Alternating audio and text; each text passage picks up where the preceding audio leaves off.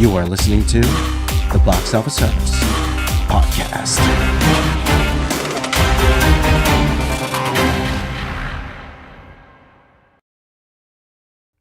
Hello, everybody. Hello. How's everyone doing? Just making sure there's no echo. Can you hear me? Let me know if you could hear me.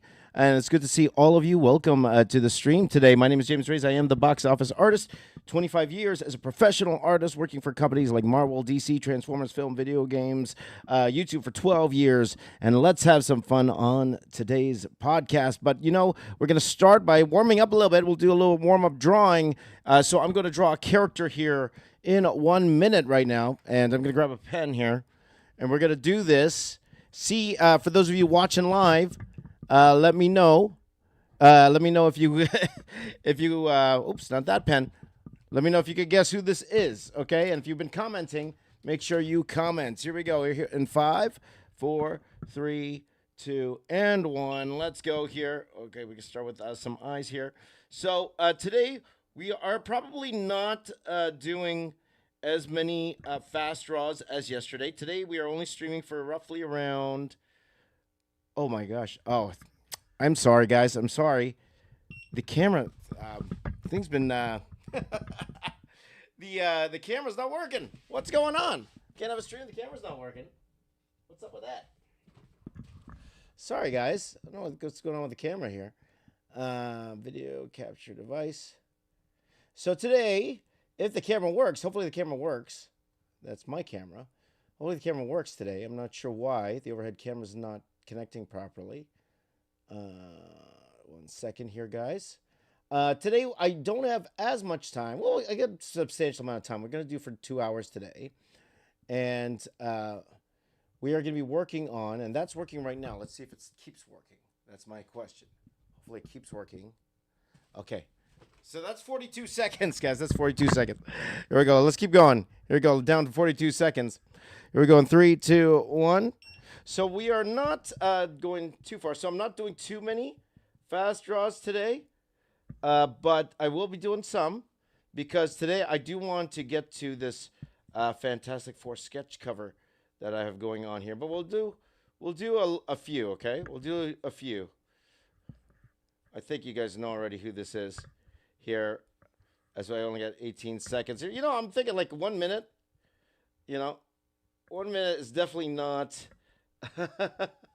I wish. 1 minute, it's not enough time. I should do 3 minutes, right? 3 minutes I could get a better drawing going. See, that's what I got for 1 minute. That's what I got for 1 minute. I just got to add a little bit more here. So, again, we're not going to do too many. We are definitely going to do some.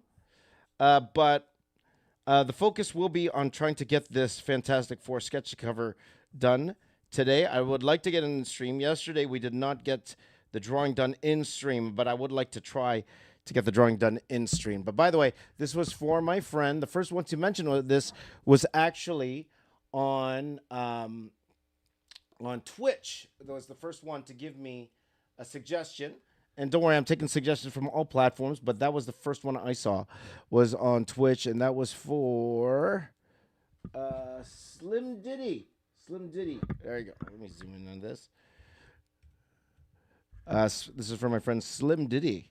Slim Diddy J002. Okay. Thank you for the suggestion, my man. There you go. Let's do one more. Give me some more suggestions. As we are going to go ahead and do this. By the way, while you are giving me some suggestions, let me show you what we did yesterday. Okay, so this is what we did yesterday.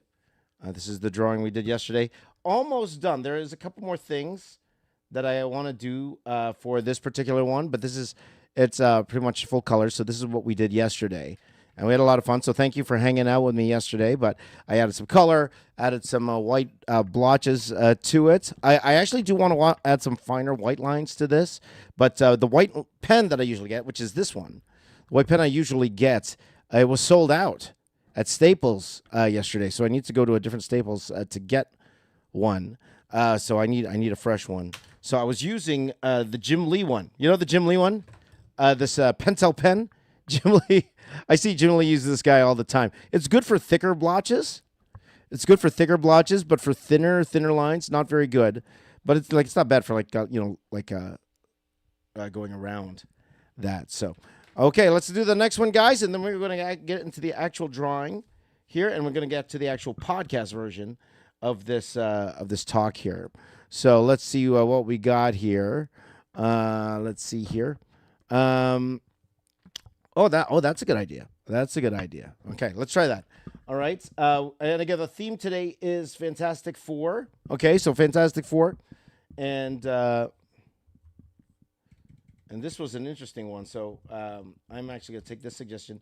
Once again, if you guys want to, and you know what, I might do 3 minutes for this. I might do 3 minutes.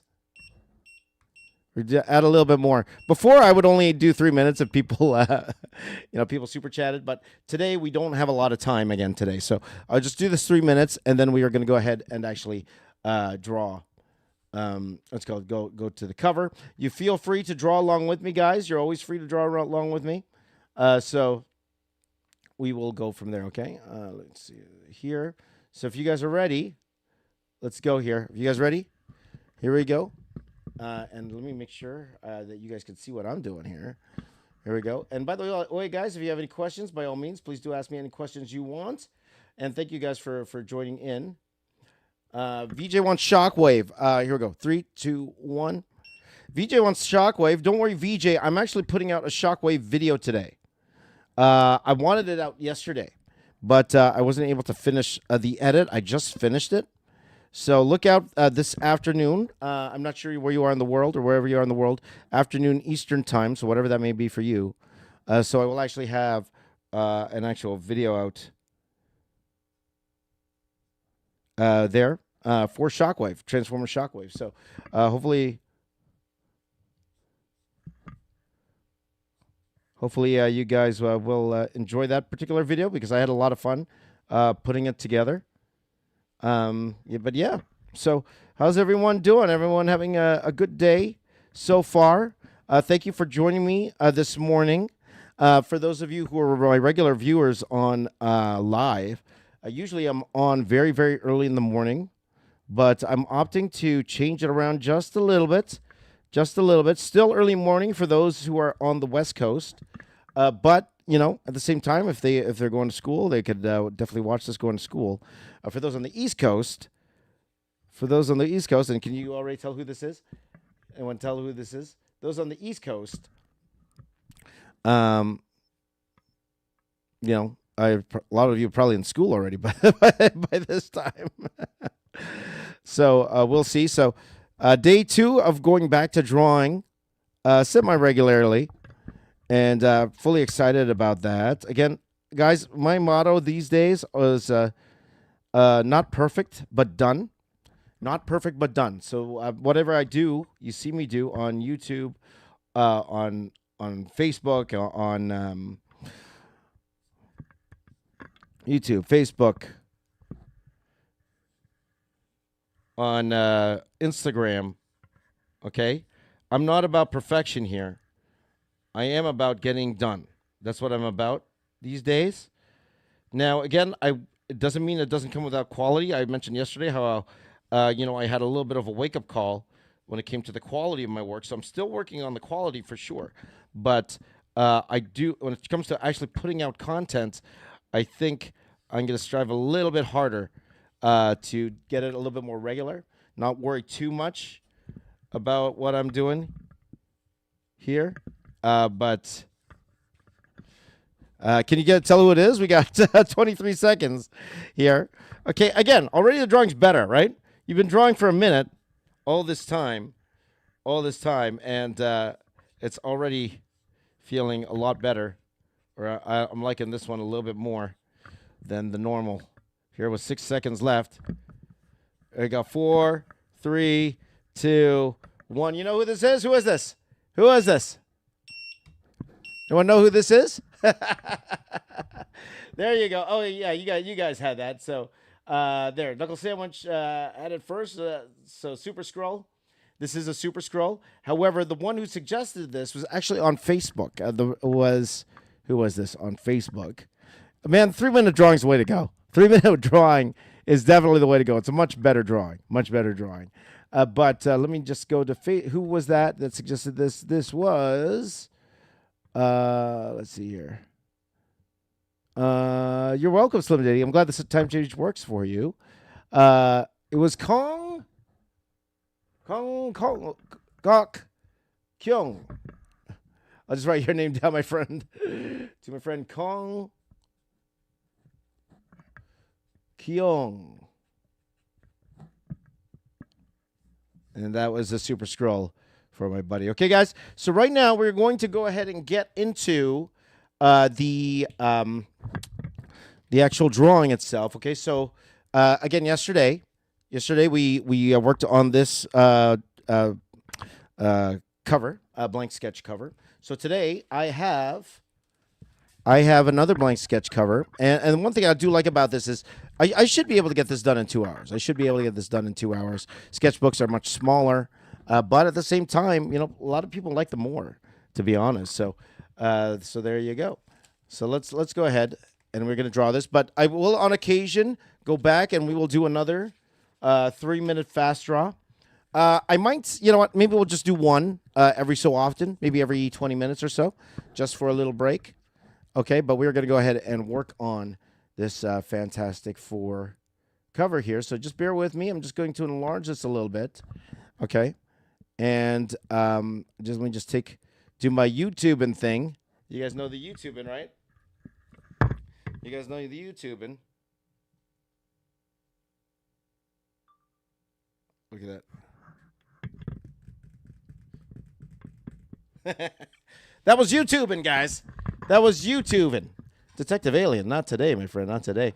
So, Hippolyta, maybe later, okay? So I'll let you guys know when we will actually go ahead and start that. But we are going to draw Galactus today, my friends. Galactus on a sketch cover. So the question is, how big will the Galactus be? Should I just do a headshot? Part of me just wants to do a headshot.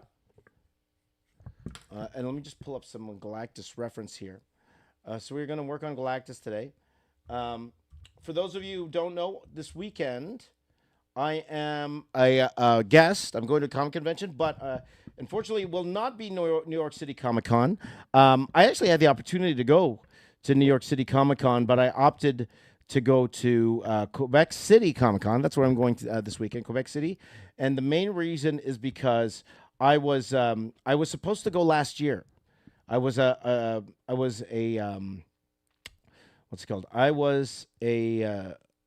approved guest last year, and unfortunately, I couldn't because of my hand surgery. And we talked about that yesterday. I had my hand surgery done, but again, it needed to be done, and I'm very happy it was done. But the downside was I had to cancel my appearance to that show. So my apologies again to Quebec City Comic Con, and I'm happy that we're gonna make it right. We're gonna make it right. I'm going to be. You know what I'm gonna do? By the way, I'm gonna put a hand here. I'm gonna put a hand here. So, because I want them to look massive, right? But I'm going to Quebec City Comic Con. Super excited, and there's going to be a whole bunch of guests there. Brushing up on my French, by the way, and it's going to be a lot of fun, right? So, unfortunately, not this year, New York City Comic Con, maybe next year, but this year I will be at Quebec City Comic Con. So, if you are in the Quebec area, and you want to come by, say hi. I'd love to meet you. There's other opportunities to meet me. This coming in the next few weeks. I will be at Winnipeg Comic Con, Winnipeg, Manitoba, Canada, on the end of August. So that'd be September. What is that? September 24th. September 24th. I will be at Winnipeg Comic Con, and then a couple weeks after that, November 7th to 9th, I will be at Halifax Comic Con as well. So a bunch of things happening, and I'm super excited to go and to meet all of you. Whoever wants to come by and meet me, I would love to meet you. So thank you guys so much for that. So let's go ahead, and we're going to we're going to talk about today's podcast topic. And today's podcast topic is brought to you by James Racist Convention Season. There you go. So, by the way, for those of you, there are some that were requesting commissions from me. I do need to get back to you, but also the real unfortunate part is Canada Post is on strike right now. Again, they are on strike, and of course it comes at the worst season because we're getting into the holiday season here, so of course that's why they're striking now, of course. But because of that, I do not have the ability to ship anything, and of course not just that, but also the tariffs. The tariffs, they're a big factor in shipping out things. Like I can't even send packages. Like when you send them, you have to pay the tariffs immediately. Well, when you send packages out. So myself, like every other retailer here in Canada, we're trying to figure out how that's going to work. How that's going to work on our end. Like most likely for me, I'm just going to bite the bullet and pay the tariff and send to you guys, whoever wants a commission. But by the way, I'm going to record this. I'm going to draw. Hold on. I got my phone here. Got a YouTubing. I'm YouTubing, guys. I'm YouTubing here. And I'll draw.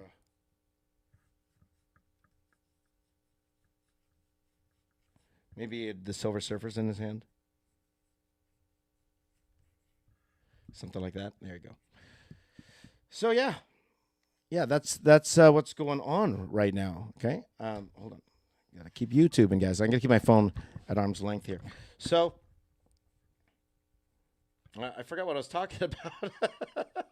So let's get into the actual podcast topic, my friends. Gonna get into the podcast topic. So this will be the part that gets cut out. So forgive me because I'm going to pretend like I'm starting the podcast now. So everyone watching live, I'm starting the podcast now. So let's go. I'm gonna clap my hands.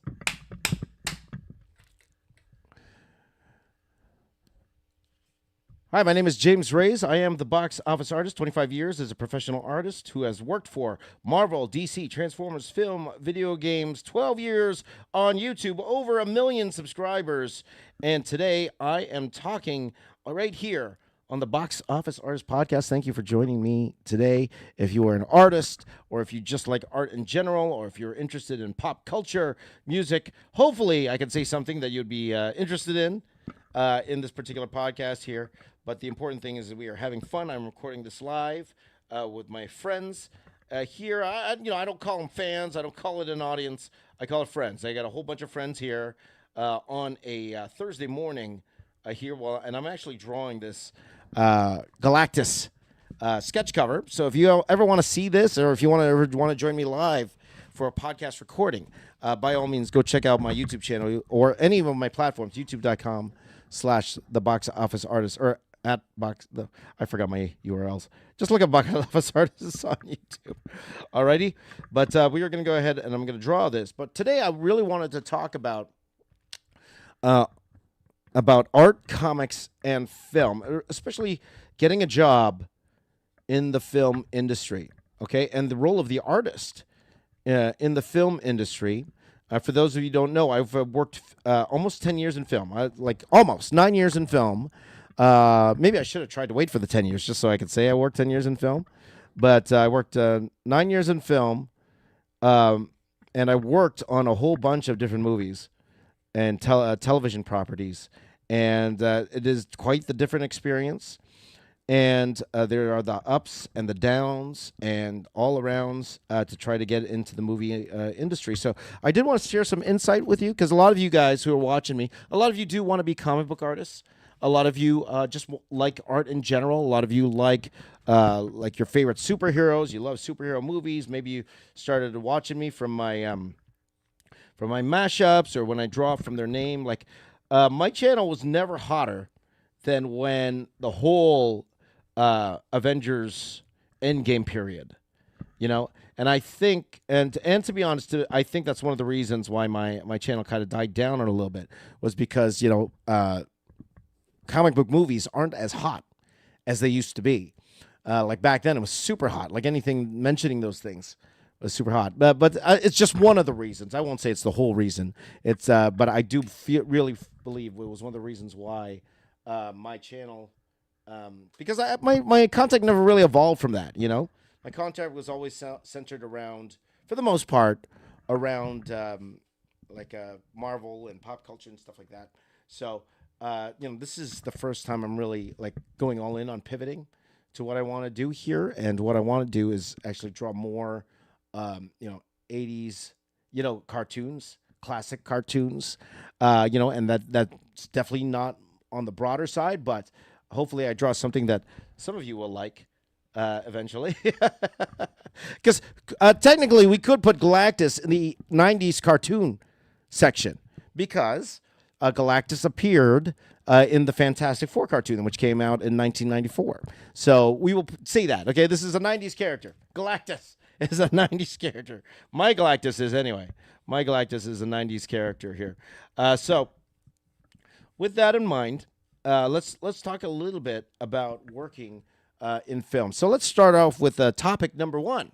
Topic number one, what movies and shows did I work on? Now, I got into film a long time ago, back in 2006. That's when I went back to school. I quit doing comic books full time. I went back to school to take computer animation to work in film. Now, I had a choice back then.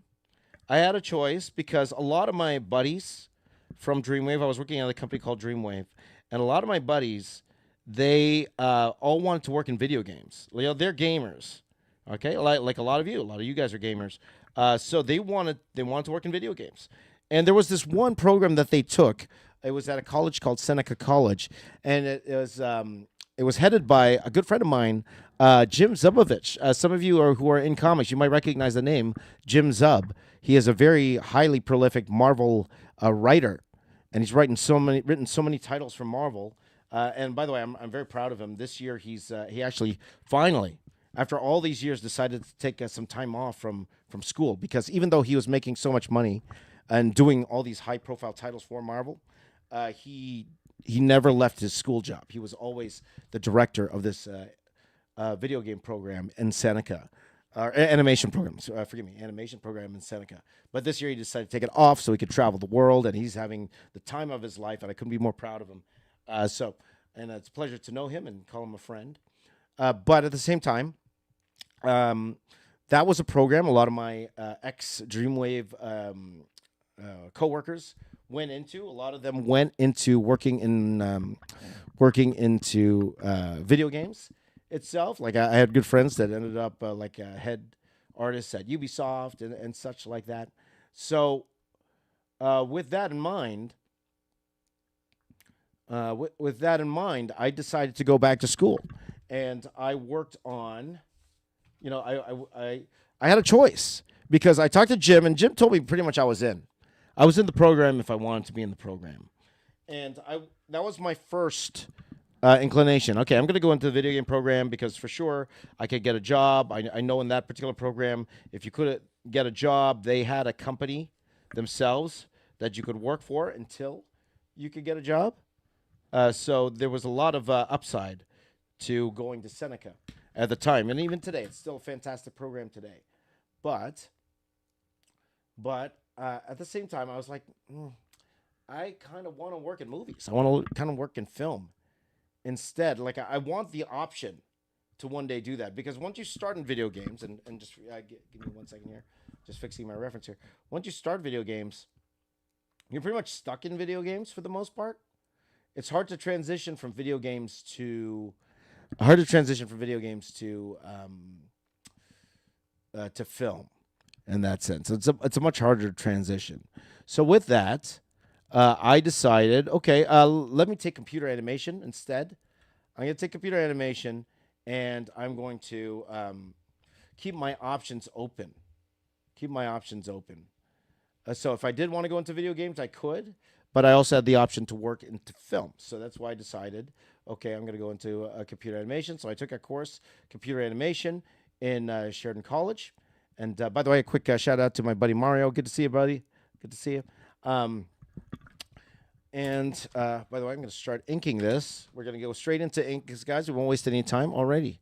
It's already 10 o'clock here. It's already 10. We're already half an hour in. So, oh, by the way, let me get, before I keep going here, just give me 1 second, my friends. I just need to get one of my favorite tools in the world, my French curve. So just give me 1 second here, guys.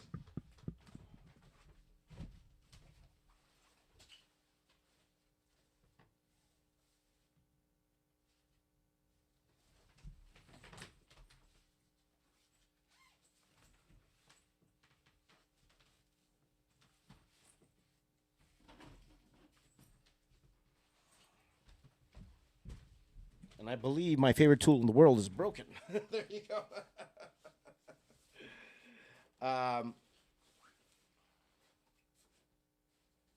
Hold on. I know it's here because I brought it with me too. And by the way, I have my other favorite tools here. I have my ellipse guide here. I have a big ruler.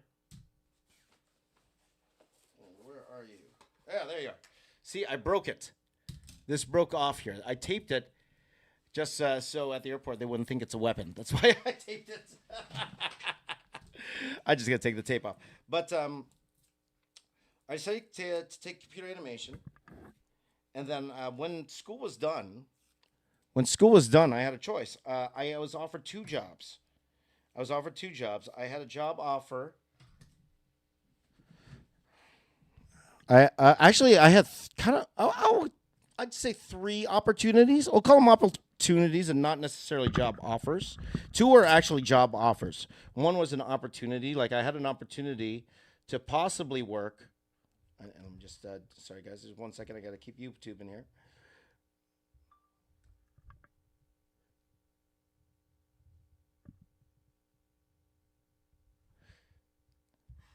To possibly work for the video game City of Heroes. I'm not sure if any of you guys remember that particular game there.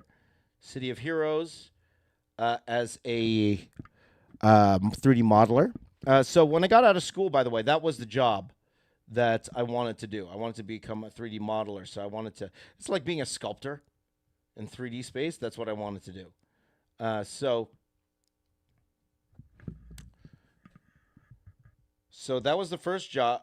Opportunity. So when I say opportunity, they didn't necessarily offer me the job yet. They did contact me. We had like a phone interview, and then they sent me a test. So that's what some companies do. They will send you a test to see if you could do the job. So they gave me a character, and then they wanted me to model it.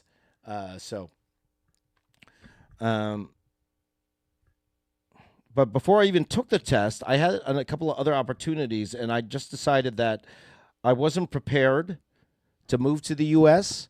Now, again, hindsight's 20/20, guys. We talked a lot about in yesterday's podcast. We talked about failure a lot. We did talk about failure a lot. A lot of it is, what if, and that is one of the biggest what ifs of my life. What if I did take? If I got that job at, I think they were called NCSoft at the time. NCSoft. What if I did get that NCSoft job? What if I did move to the U.S.? How different my life would have been if I did go to the U.S. But again, it's nice to think about. But at the same time, this is reality here, right now. This is where I'm at right now. So that's why I don't dwell too much on that type of stuff. But with that in mind, and hold on, guys. I'm just putting up... So I had that. I had an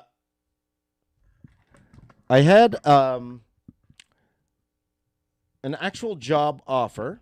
Okay, there was a visual effects studio, or a visual effects studio that was underneath Sheridan College, and they were working on a children's show called Backyardigans. Have any of you heard that show, Backyardigans? Have any of you heard that show before? I love that show. My oldest daughter, she loved that show. And it's one of those things. If I was working on that show, I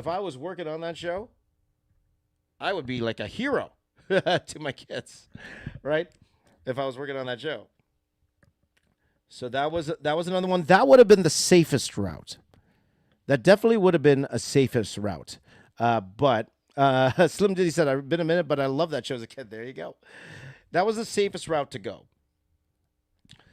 Mainly because at the time I had a house, or I had my home that I was living in at the time. I wouldn't have to move. It was the simplest way to do it, really, would be to take that job. But I also had one more job offer that really kind of intrigued me. I had an opportunity to work on a television show. And I mentioned this a lot, but the show is called Stargate. Have you guys heard of Stargate before? And I love the movie. I seen a few of the shows, but I didn't watch all of it. I actually watched all of it when I started working there. But they had me for an interview, and then I flew out there on my own dime to go check out the place, and it was actually really cool because the actual studio itself, it was just a very small room, but it was on the set. It was in the studio, right? It was on the set. It was in this little small brick building in the back of the lot of the lot. You think of Hollywood production lots. It was in the back of the lot. And inside the building was all the Stargate sets. So that's where they actually filmed the show Stargate. I know at the time it was Stargate Atlantis. If Stargate Atlantis, for those of you guys who aren't familiar with the show Stargate, I'm sure you're familiar with the name Jason Momoa. Jason Momoa was one of the stars of Stargate Atlantis at the time. That's probably pretty much where he got his start, really. So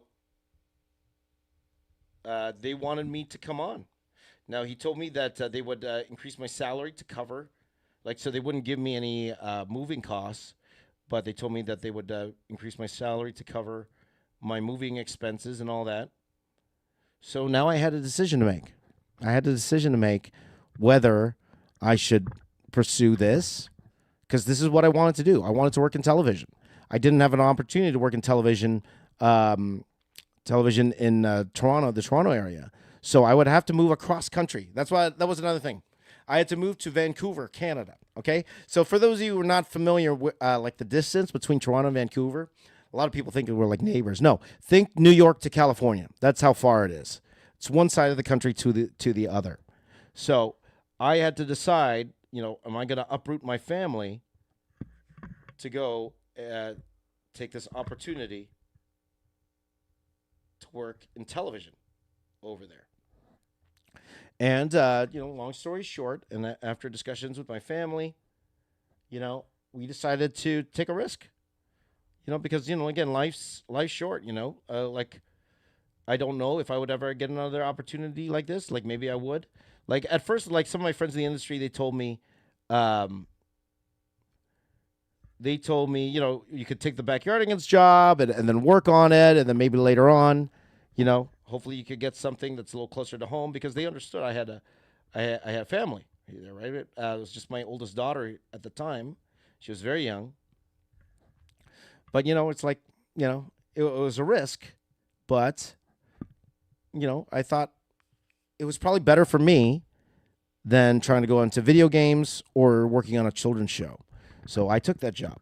So I worked. That was the very first project I worked on, was Stargate. 2 DVD movies, straight to DVD movies. It's called Stargate, The Ark of Truth, and Stargate Continuum. Those were the 2 movies that I worked on. And by the way, it's funny, I'm going to be referencing myself. I can pull up my Galactus picture here. And then I worked on some Atlantis episodes. I can't spell my own name. So that was my first work in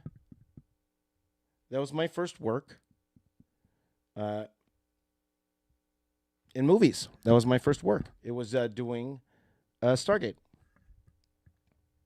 And television show. So my second job was a movie after that. I got a job at a company called MPC, the Moving Picture Company, and they were working on a film You might have heard of it. It's called Watchmen. You guys watch Watchmen, the Watchmen movie?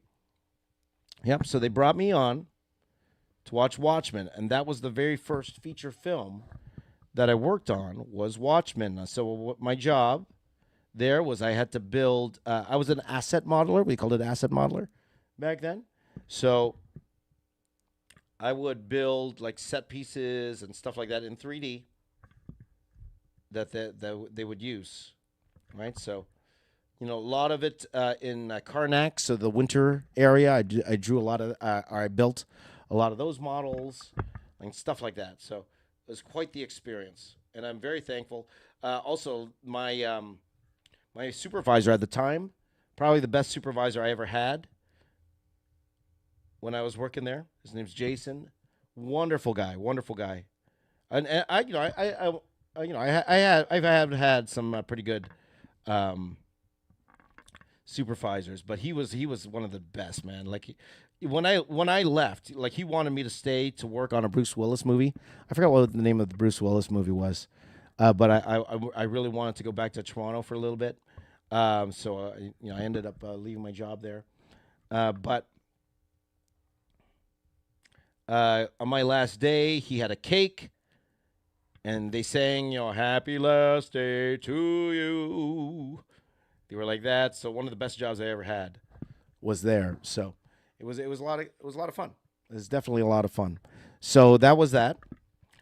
So I'm back to Toronto again, and I came back to work on my second television show. It was a show called Sanctuary. Have any of you heard of that show, Sanctuary? One of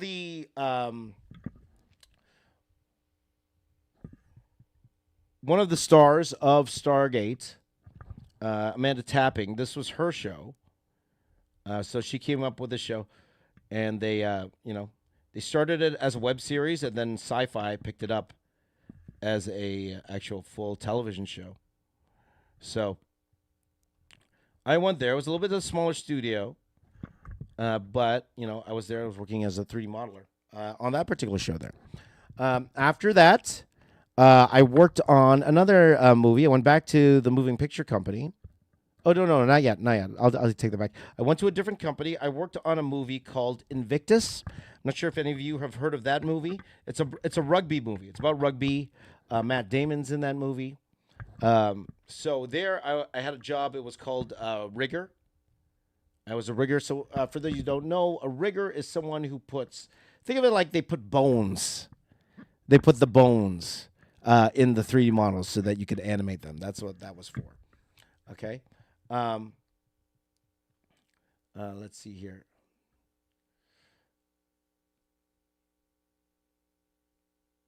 So that was a lot of fun. And then I did I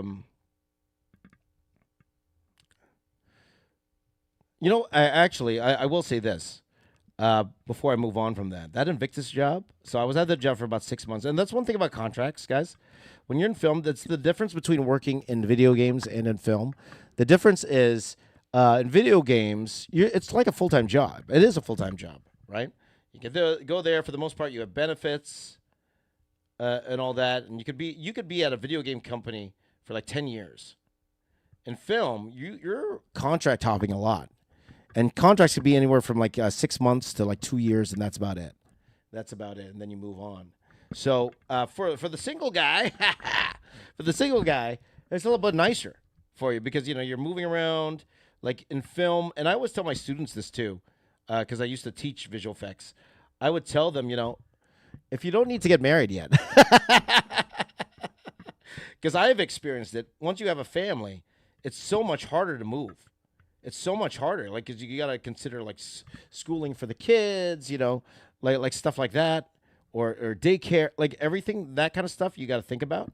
If you're starting your visual effects or movie career with no children, especially children, like married, maybe it's a little bit easier, but it's still there's a little bit of complications, but especially if you have kids, it is much more harder because you got to consider those factors. You're a parent. You are responsible. Right, so I always tell them, I told my students, you know what? If you don't have to do it yet, don't do it yet. It's up to you. I'm not telling you it's wrong. No, of course, I have kids. It's fantastic. But, if you could hold off and wait a little bit, by all means, go for it. So that's what I worked on. And so Invictus, again, that was one of the cushiest jobs I ever had. It was probably the easiest. It was probably the least amount of stress I ever had out of visual effects. I will tell you right now, guys, visual effects is extremely stressful. It's a very stressful job, guys. Even more so than comics. That's 100% real. That's 100% true. Okay, so if you want to get into visual effects, again, let me tell you all about it first before you even think about it, because even today, it's a little tougher today than it was when I got in. But anyway, with that in mind, I went back to Toronto and I started working at some movie studios here. So I worked for a company called Spin VFX here in Toronto, and I worked on quite a few films here. When I was at Spin, I worked on a film called Battle LA. I'm not sure if you guys have heard of that particular movie.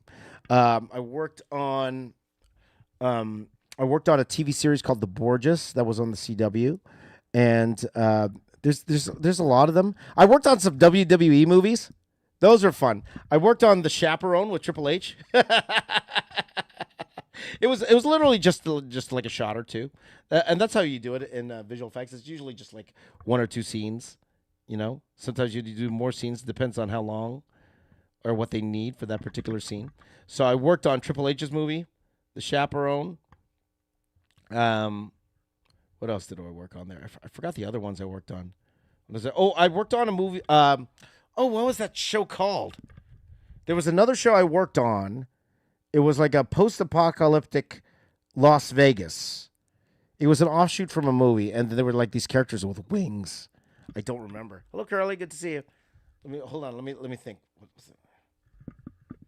Let me ask ChatGPT. Hold on. Maybe no.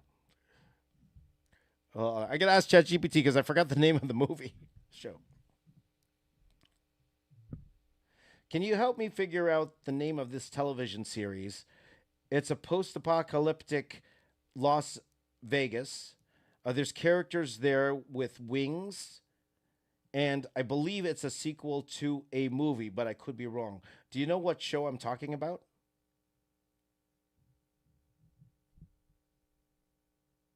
Okay, let's see if ChatGPT knows. It's thinking. Okay, it's thinking about it. I might not think, but I remember that one. That was a lot of fun because I got to destroy. Destroy Las Vegas. That was part of it. Dominion. That's it. So ChatGPT knew. There's a show called Dominion, and that was a lot of fun. And then I went to a studio called Pixamundo, and that was my last studio that I worked for. And there, I actually got to work on some pretty cool projects when I was over there. I got to work on Furious 7, okay? And as mentioned on the title of this video, I got to work on FAN4STIC, okay? I did matte paintings for the movie FAN4STIC. So, and I keep saying this, I saw Dr. Doom before anyone else. I was one of the first people to see, I don't say one of the first people, but I saw Dr. Doom before a lot of people. And my first reaction to seeing that Dr. Doom, was, are we completely replacing him? That's your Dr. Doom? I was like that. And I was like, okay. Well, I'm not the director here, so.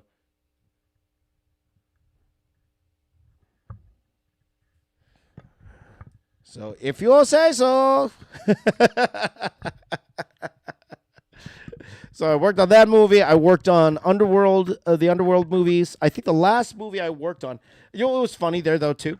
The studio, they were working on the Power Rangers movie back then. They were working on the Power Rangers movie. It was one of the last movies they were working on before I left. And... oh, that's right, Yotam. Thank you. I totally forgot about that. That was after Invictus. Sorry, this is before I moved back to Toronto. Thank you. Thank you. I worked on after Invictus. I went back to the moving picture company, and I worked on a movie called Percy Jackson and the Lightning Thief. I worked on the very first movie, Percy Jackson and the Lightning Thief. That one, I would tell you guys right now, that was one of the most stressful experiences of my life. That one, the visual effects producer, who is actually now an Oscar-winning visual effects producer. He won an Oscar, and congrats to him, Guillaume. I said his name, but he was pretty tough on me. And rightfully so.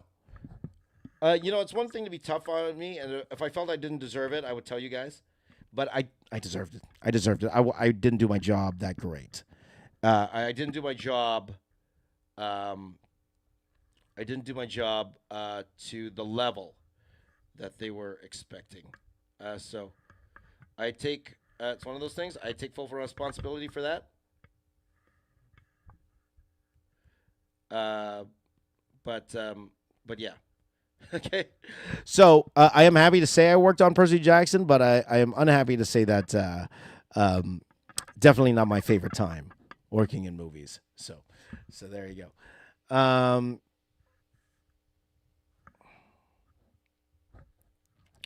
So yeah, and so the last movie I worked on, by the way, with the Power Rangers. So I was the only Power Rangers fan in that studio. 100% real. I was the only Power Rangers fan in the studio. I had my image of Power Rangers. You know the one I've drawn. I put it on a lot of what's it called? A lot of my videos. Have you seen my Power Rangers drawings? I had my that printed out and posted on my desk, and they did not give me one shot. One shot. They did not give me one shot, guys. One shot. So it is what it is. So, so I never got to work. I would have loved to have said I worked on Fantastic Four. They even worked on Wonder Woman as well. They worked on the Wonder Woman movie as well. I didn't get a shot there either.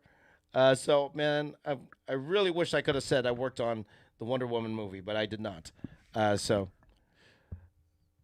it is what it is at the same time. But that was in 2015 when I decided to quit my job in film and work in YouTube. In YouTube, okay?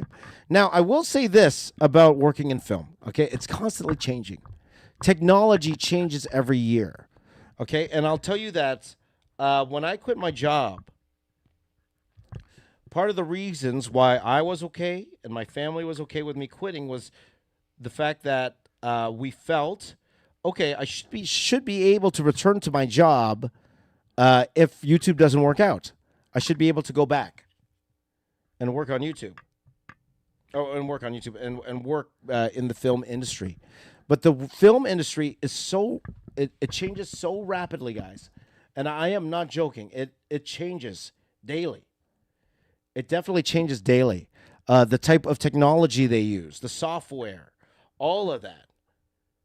That if you are out of the industry for a while, it's hard to get back. It is very hard to get back. So I will admit to you guys, about 2 years, a year or 2 years after I quit my job, I actually was planning on going back to movies. After Apple debuted my mural at Alamo City Comic Con, and a lot of you guys know that story already. After I debuted it, my plan was to go back to Pixamundo. They were working on Star Trek at the time, Star Trek Discovery, and the lead map painter there at the time, still one of my very good friends to this day. Her name's Mooj. She said they'd be willing to take me back. But then after that, they kept delaying, and they ended up not taking me back. And then I had interviews with other visual effects companies around town, and my price was too high. My price was too high, guys. Like, I priced myself out because I was a senior artist.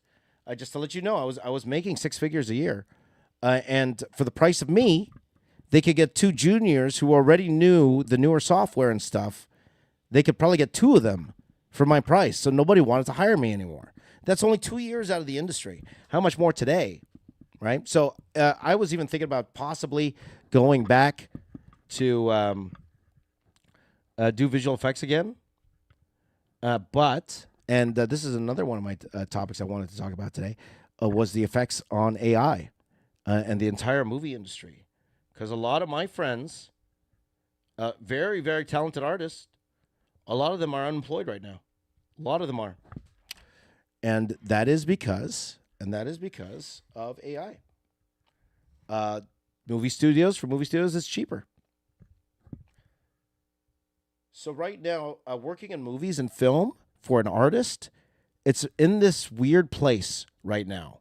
It's in this weird, uncertain place right now. Like, visual effects was always a hard game to begin with. Like, you would hear of studios, and I'm sure a lot of you have heard of this.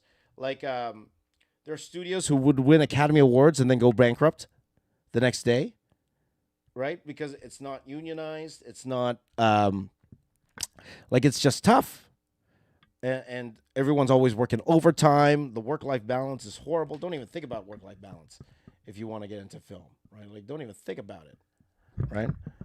It's one of those type of things. And sorry, I'm gonna pull up my Galactus reference here again. It's tough. It's a tough business. It's a tough racket. And if I did want to go back today, number one, I would definitely need to upgrade my skills. But at the same time, I don't know which skills to get because of AI. AI has come along and made things completely different, guys. And I'm talking completely different. It is not what it was. It is not what it was when I was in visual effects before. So, if someone were to tell me today that they wanted to get into going into film, okay, they want to work in film. They want to work on their favorite Marvel movie. They want to work on their favorite, DC movie, whatever, okay? I have a hard time telling that person to go for it, I really do. Because I don't know what jobs there are anymore. So that's just being real, Like, even, I'm sure the concept designer, it will somewhat be here at this time. Like, even the concept designer these days, guys, the old pen paper way of concept designing, that's gone. Like, everybody's modeling now. You got to learn 3D software. If you want to be a concept artist today, guys, yes, you need to paint. Yes, you need to draw. You also need to learn this 3D software. But to be honest, I wouldn't be surprised if they're using AI there too. I would not be surprised at all if they are using AI in those situations. So I don't want to be doom and gloom. I do not want to be doom and gloom with you guys, but it's definitely not the most secure career path today. And that has changed. If this was years ago before AI, like if this was like 2021 or something like that, 2022, I would actually tell people, even take the course I was teaching at. The course I was teaching at was fantastic because they had actual visual effects supervisors teaching there. They pulled students out that they wanted to work with, right? So, and now today, I don't know. So my question to you is, if you are listening to my ramble here today, are any of you wanting to work in movies? Or are any of you working in movies right now? And if I'm wrong on any of this, please do share. Tell us, please. I would love to know. I would love to know how it is today working as a visual effects artist in 2025. How is it today? Like, has your friends lost your job? Have you lost your job? I would love to know. Please let me know. Please let me know. Because that's one thing. Guys, when I first started doing this channel, one of the reasons why was I wanted to show people, especially children, especially kids, that, you can make a career out of this. You can make a career out of doing the thing you loved, doing the things you love. I love drawing. I want to make a career out of drawing. Fantastic. Great. However, in the 2025 world, what does that look like? In our AI world, what does that look like? I don't know. I don't know. Okay, so I can't tell you. I can't tell you with a straight face today. It's a great thing to do. Get into making movies. I don't know. I just don't. And again, man, that's why I'm hoping somebody will watch this and let me know. What do you think? Am I completely off here? Am I completely off? Am I, you know, it's not as bad as you think. Like people are like, I would love to be wrong. I would love to be wrong here, guys. I would love to be wrong here.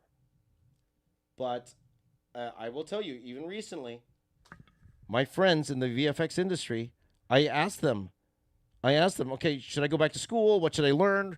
I'm thinking about going back. And they're like, why do you want to go back? And they were like, we want to talk to you about doing social media because we're not sure about this stuff anymore. Right? So it's crazy, man. It's crazy. It's crazy. Okay, so you always have to be on top of these things with anything in the art world. That's why even for this channel now, guys, like especially in this AI world we're living in right now, this is all I have left. This right here, what I'm doing right now, this is all I got. All I have left is the process. And I keep mentioning this, guys. All I have left is to show you guys I'm actually doing this by hand. And that's why I'm actually happy doing this live for you guys. So you see, it's not me, typing in some words, prompting some words and getting the image I'm getting here. No, I'm actually crafting this, as I know a lot of you guys are today as well. That's all we got to prove that this is actually hand-drawn. One of the things when I was at Fan Expo Canada, it was interesting because I had my originals there, my big portfolio with the originals. Some of you who come visit me when I'm there, when I'm at a con, a lot of you love to see the originals. That's why I bring it. It's not necessarily to sell, but it's more so that you guys can see. More so you guys can see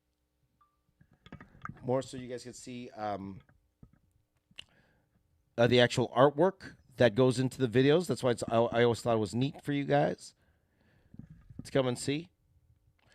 But at the same time, I had this one guy come up to me at Fan Expo Canada.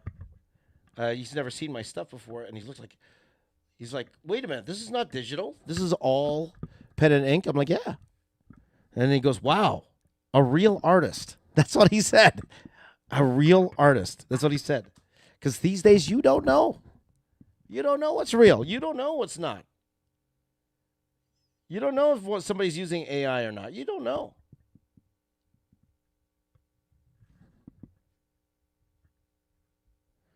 So all I have left is the proof.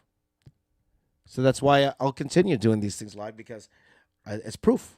It's proof for you guys. Okay? But whatever your journey is, if you want to get into film, I would just say, it's possible for sure. Keep researching. And then maybe what I would like to do actually is talk to some of my friends who are working in Marvel right now. I got a bunch of friends. For example, my good buddy, Andy Park. Have you guys have seen Andy Park before? He's been on this channel before. He is one of the big art directors at Marvel for all their movies. I would love to chat with him on what it's like today, because we have chatted before. But then again, all of that was like pre-pandemic. All of that was pre-pandemic. So I would love to know what it's like today. I do know that a lot of people are working remotely now. Like when I was at London Comic Con, I actually met a lot of people that were working for Lucasfilm, but they were living in London. So a lot of the work is remote now. They're working from home. So I was talking to some of these guys, and they were they're animators, but they work from home. They were working on X-Men '97. So thank you guys for coming up and talking to me at London Comic Con. That's one thing I love about the Comic Cons. You get to meet guys like this, right? So, so it's still possible. They're still working there. But what I would tell you, research. Don't be stuck in the way you're producing art. Always learn the new ways. Learn the AI stuff, man. At least be the guy that pushes the buttons. Learn coding. That would probably be one of the biggest things. If you want to work in film these days, you probably need to learn coding. I would say coding would be probably one of them. Okay? Don't be, always be willing to improve. Always be willing to improve your skill.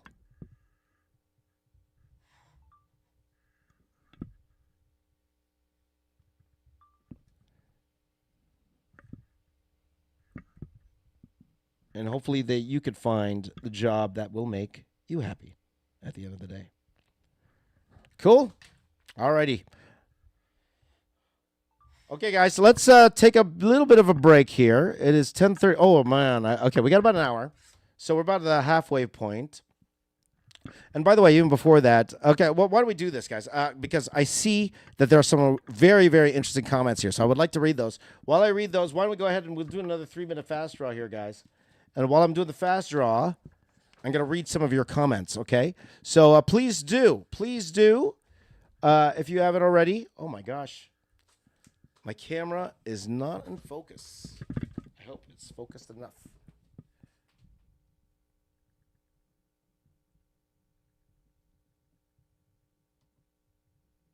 Okay. All right, guys. So, give me suggestions for Fantastic Four characters to draw. We won't do 1 minute, okay? We're going to do 3 minutes. We're going to do 3 minutes. And that's going to be a lot of fun. Okay, so get my 3-minute timer out here. Okay, and then go ahead and start filling in. Your questions, okay? So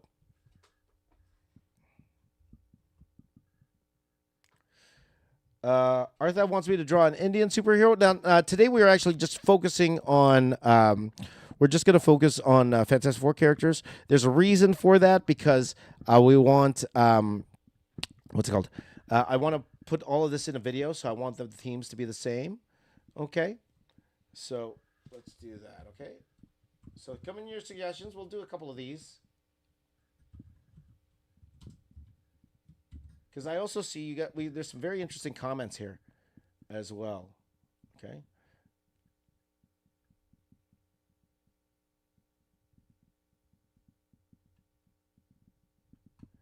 Okay, so here's a very, very interesting character. Let's give this a try here.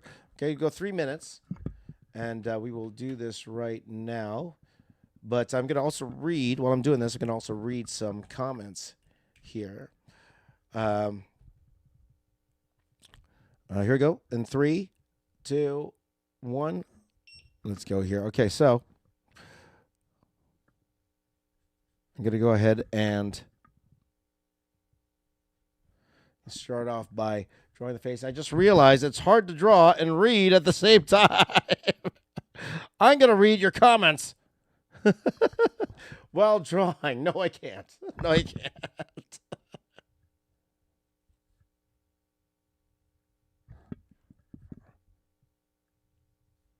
You know who I'm drawing here, guys?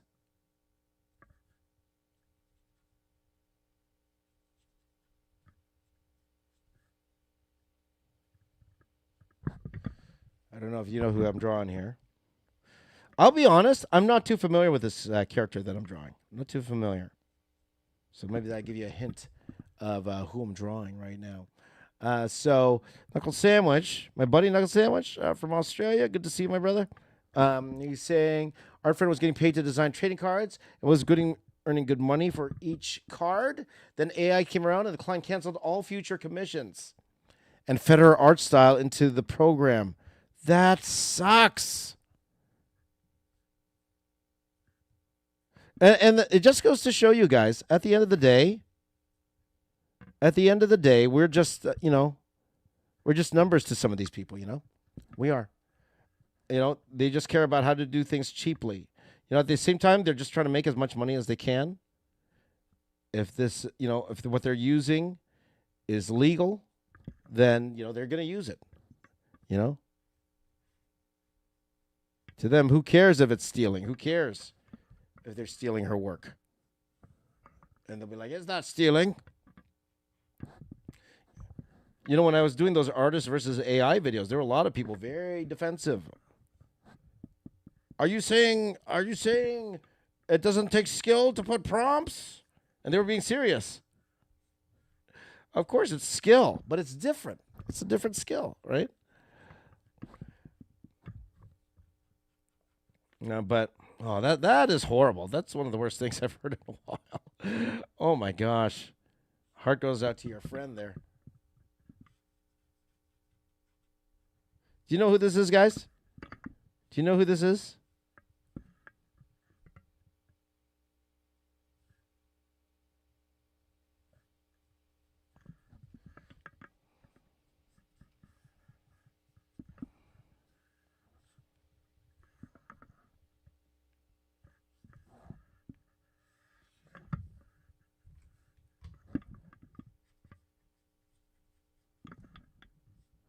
I got 6 seconds here. 6 seconds. 2, 1. There you go.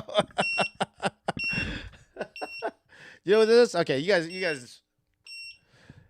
Asano knows because that was his suggestion. Okay, this is a character called Molecule Man.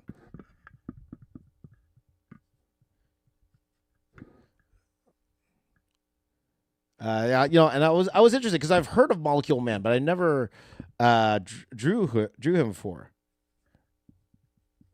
Molecule Man. Let's do one more, guys, and then we're gonna go back to the cover because I do have a lot of work to do. We only got about an hour left, so less now. So I'm gonna sign. So give me more suggestions, guys. Go for it. Give me some more suggestions. We'll do one more.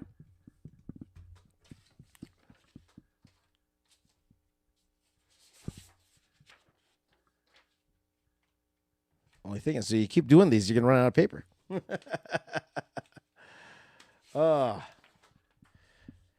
Let's see here. Another one. Okay, let's try. Because you guys have a few suggestions here as well.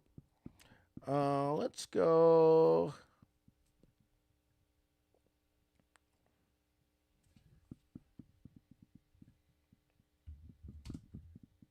Let's go this one here, okay?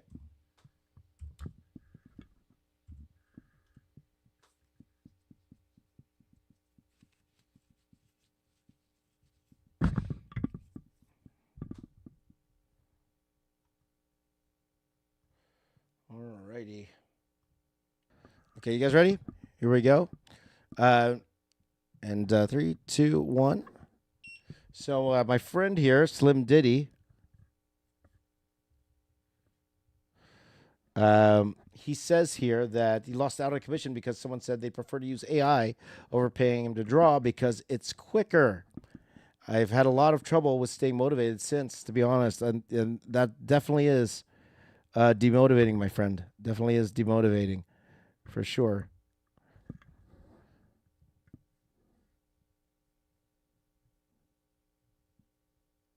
Because, you know, it's coming to the point, guys, where it's like, you know, won't say defeat, but what can we do? Because just say it, even if it is like illegal now, in that sense, we have the lawsuits and all that stuff. They'll figure something out, you know?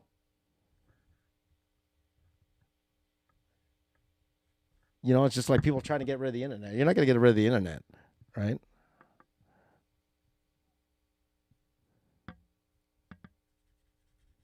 Like, it's here.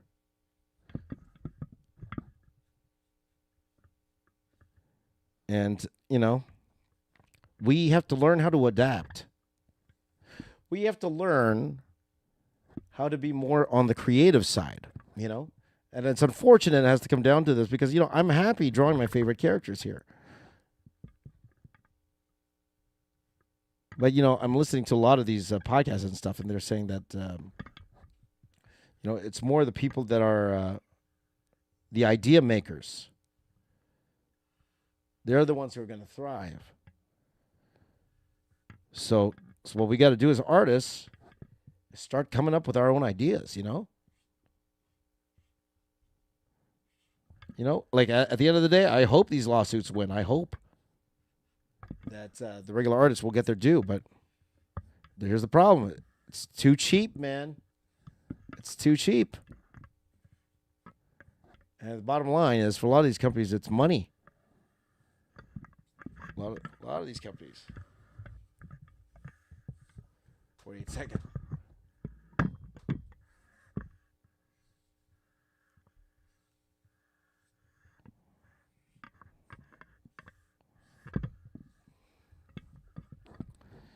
So if that's their goal, that's all they care about. They don't care about the actual handcrafted artwork side of things.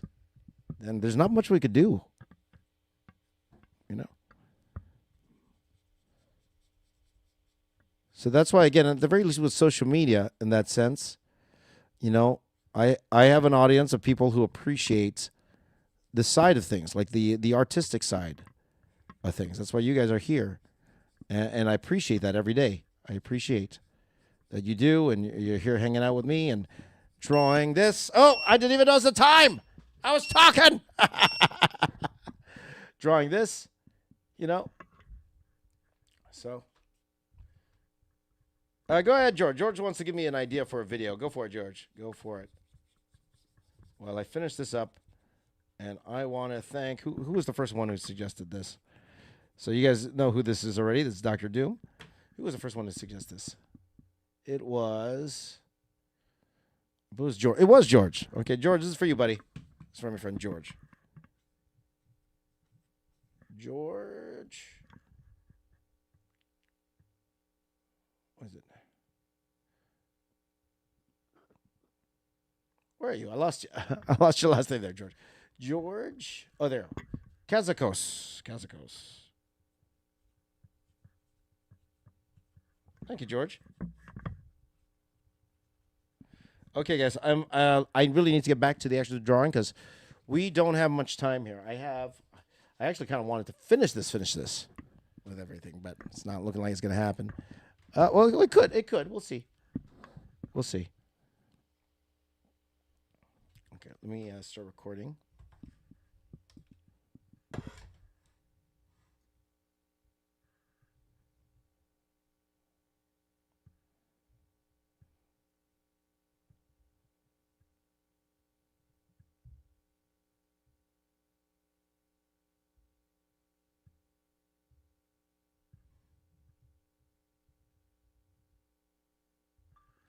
Okay, so just recording video here. So, with all the popularity in video games, because this isn't fresh material you would you ever shift to video game art? And how would that impact your channel? It is a different audience, for sure. But, you know, to be honest, Ilaria, at this point in my life, or in my channel's career, I'll be honest, I already killed my channel, guys. I mean, let's be honest here. You know? So I pretty much could take this channel direction any way I want to. It's all about what I want to do, you know? Now, doing it this way, where I'm really focusing on just the cartoons and properties, it does hit a much wider, for me, I feel it's going to hit a little bit more wider audience. But it all depends on what you want to do. Like, I'll be honest with you, Larry. If I really just wanted to do what I want to do here, I would actually say I would probably do a wrestling channel just because I wanted to try it. But I know if I just turn this into a wrestling channel, like hardly anyone came to my channel for the wrestling. Hardly anyone did. So I might as well just close this channel and start a brand new one at that point, right? So to keep this going, I think there's enough crossover when it comes to doing things like cartoons. It's like the Marvel style, right? That's pretty much what it is. It's like the Marvel style stuff.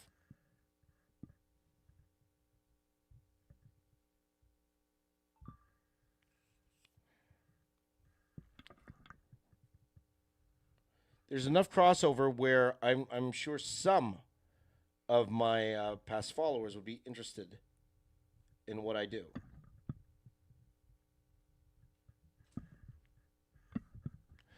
Because it's one of those things, guys, like I work so hard.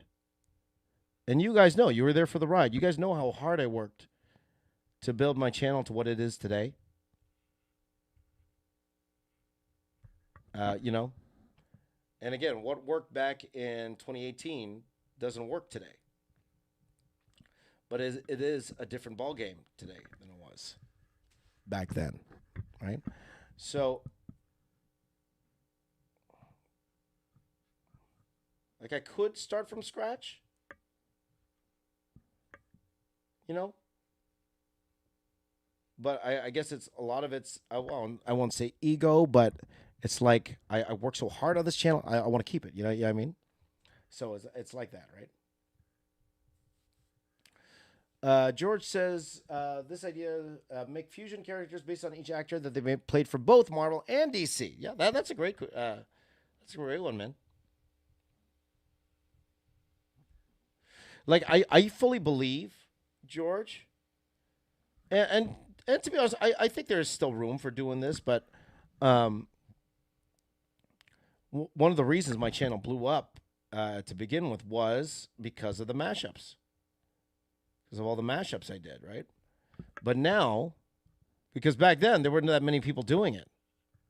Back then, let alone taking like 10 characters and mashing them up all together. See, I kind of did something like that there, George. Before I did that with Ryan Reynolds once. I took 3 of his characters and mashed them together. Um,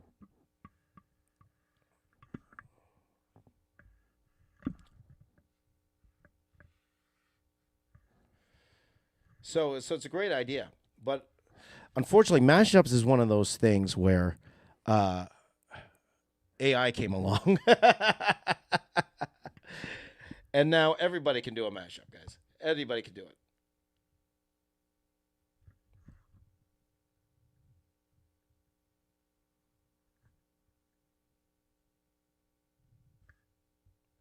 So I'm definitely not the only one who could do mashups these days. And I'll be honest, a lot of these mashups that AI are producing, it's way better than what I could do. A lot of them have great ideas. Like, well, I won't say it's ideas. Like the computer's coming out with these very interesting ways of approaching it. So again, it's one of those things where like, ah, I think that's taken away from me. But again, but again,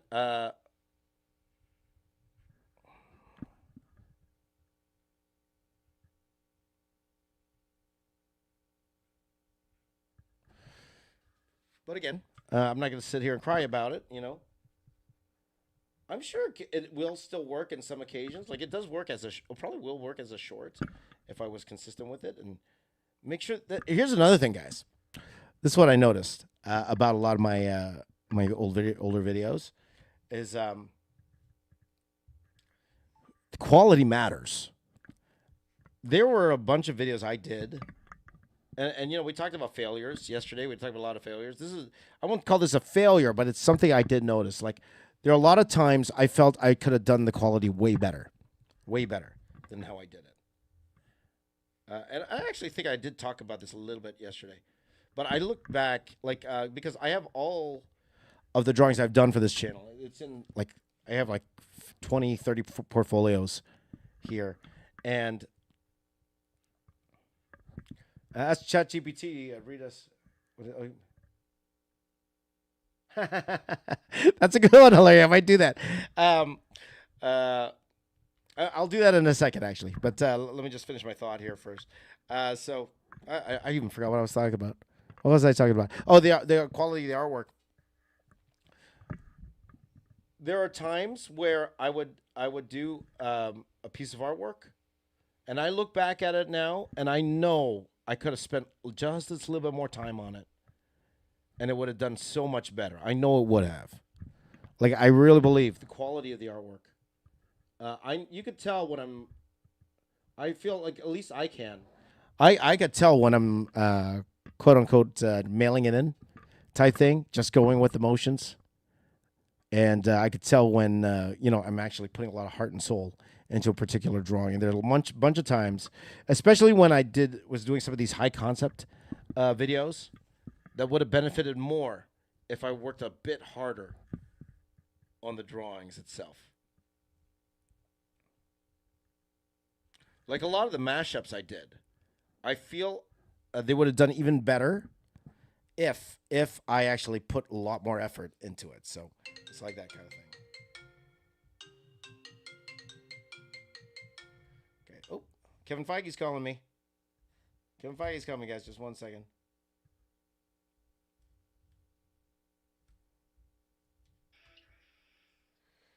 Hi, Kevin Feige. Hi, Kevin Feige. Good to see you. Good to see you. So that's what I'm gonna do. But I did like Ilaria's comment here. This is hilarious. I want to try this. I want to try this, guys. Okay, hold on. I'm not gonna care of Kevin Feige here, guys. 1 second. Oh. Hi, Kevin. Hi. Okay. Let me try this, guys. Okay, I'm gonna go into ChatGPT right now. Okay. I'm not sure if this will work. Let's give this a try. Yeah, ask ChatGPT what Ilaria says. Let's see, will this work? Okay. What can I do with my artwork on YouTube to compete with the artwork produced by AI? Did that work? Oh, that wouldn't work. It didn't work because I had my phone on. So just give me a second. Here, let me see. I'm just gonna copy your comment there, Ilaria. Okay, hold on, because it's hilarious. I want to know. I want to see what ChatGPT says. Ask AI to help you face AI. Pretty funny. Let's go. There you go.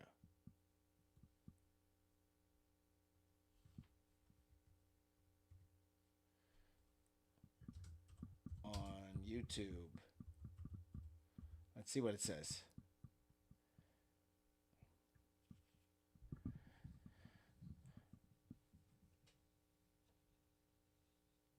Okay. This is what AI says for us to compete with AI on YouTube. You guys ready for this? Here we go. Number 1, focus on the human experience. AI can generate images, but it can't feel. What people crave isn't the end result. It's the journey. Your advantage is authentic human storytelling. There you go. Tactics, show your process, which is what we're doing right now. Okay. It's from sketch to finished piece. Share your struggles. I almost gave up here. Talk about your emotions. Behind the scenes, show your setup to show you're using real pencils, ink, smudges, and mistakes. AI can make perfect art. People can connect with imperfect humans. This is fantastic stuff. Thanks, AI. Number 2, make the human versus AI art angle in your content, which I have done. We talked about that. People of conflict, you become the human hero fighting the machine. There you go. Nice. Educate, don't just create. AI is fast but doesn't teach. Your art knowledge, anatomy, storytelling, and brush control are irreplaceable. So create mini tutorials, teach how AI gets it wrong, fixing AI art. That's not a bad one. Fixing AI art. I kind of like that one. But I don't want to do it. There you go. Maybe you guys could do that if you want to. Make art that AI can't make. Massive compositions, like your 100 character Marvel pieces. So my ChatGPT is trained to know me. Complex storytelling scenes, emotional likeness, celebrity realism, traditional hand-drawn texture and detail. AI doesn't have a personality, but you do. Okay, so be more of a personality. Use AI as a tool, not an enemy. AI isn't your rival. It's your contrast. Okay? So use it to brainstorm, reference, or even challenge your skills. Okay? And there's a lot of actually other ones here, but that was fun. That was a fun exercise. Thank you, Ilaria. Thank you. Did you guys get all that? Did you guys write that down?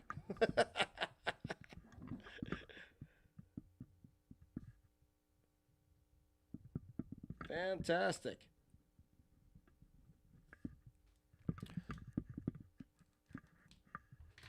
So there you go. That's what we're going to do.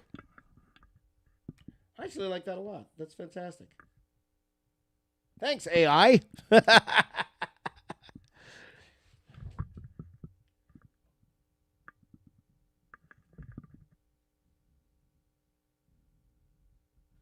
So right now I'm just going to add a lot of the GAC mentioned this before, the GAC.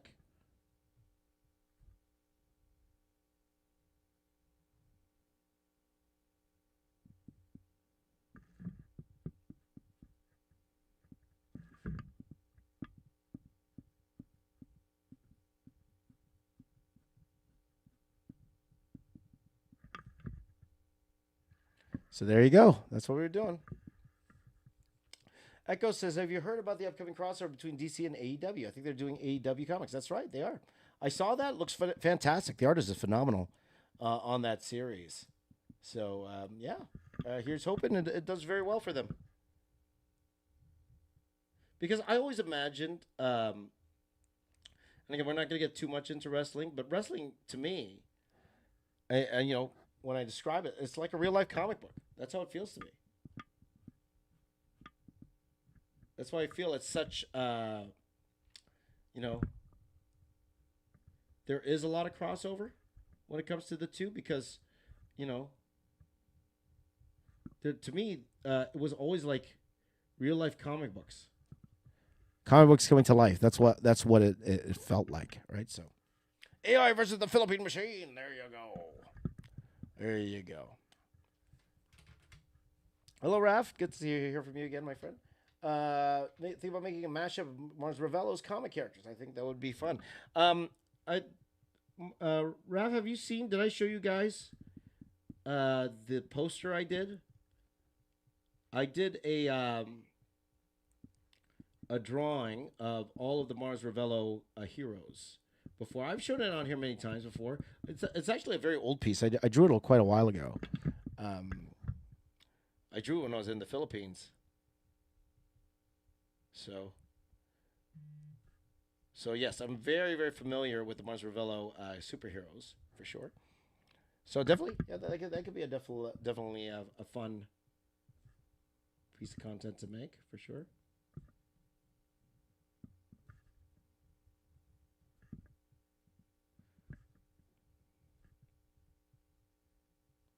I think that's one thing I haven't really leaned into too much in my channel would be like wrestling with the AI art. There you go. Is I haven't leaned in too much to my Filipino heritage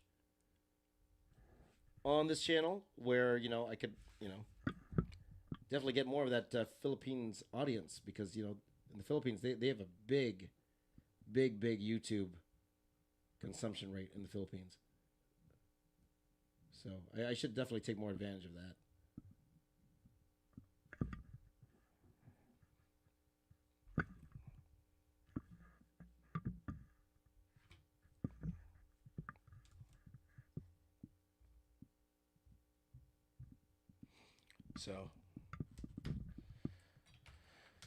So yeah. Can you give tips on how to render? Okay, to learn how to render, you got to learn lighting. Okay, so that is one of the most important things when it comes to rendering. Okay, it's not about putting a bunch of lines. It's not really about cross hatching and all that. Those are tools to use to let you feel where the light's coming from. Okay, they take care of that in the color phase. That's why it's totally fine not to have any shading if you're more comfortable coloring.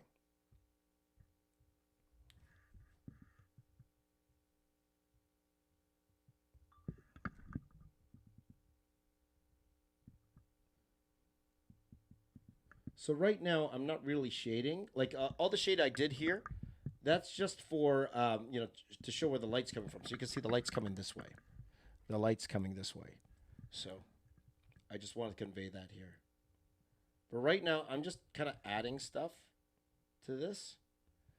I'm at the point where I'm just gonna add lines and lines and lines and till I've had enough adding the lines. Because the base part, it's pretty much done in that sense. I'm just adding as many lines as I can here. So I'm just going to zoom in for you guys so you can see what I'm doing here.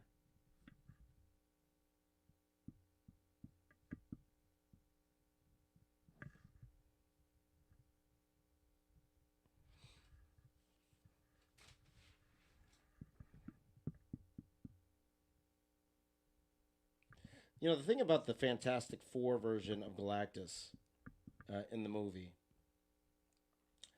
it feels very like if you look at it close up, and I guess it looks fine when you see it in action, but when you see stills of this thing, it looks like, to me, it feels like, and because I'm in the visual effects industry, it feels like when they try to do like automated models to things, when they try to do like these scanned models, when they scan a person, and it gives you like a base model, that's what it feels like to me. The way it's rendered. I think you probably only get what I said there if you work in the visual effects industry. but that's what it feels like. I'm looking at the reference right now, and I'm like, yeah, that's what it feels like when we have an actor come in, and then we scan their body, and that's what the computer spits out. That's what it feels like to me.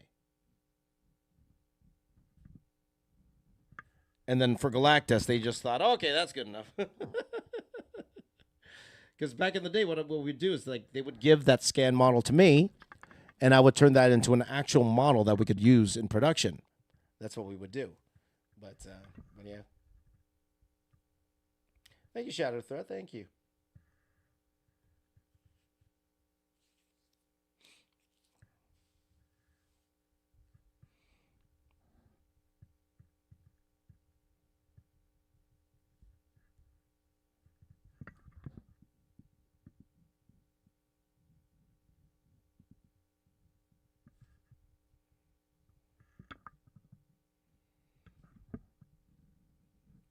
So I'm just going to go ahead and try to add as much detail as I can to this particular drawing here. Okay, guys.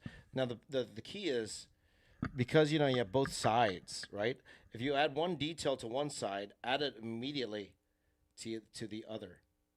And that way, you're not always going back and forth trying to figure out, okay, what did I draw here? Because it should be the same on the other side. Or it should be anyway.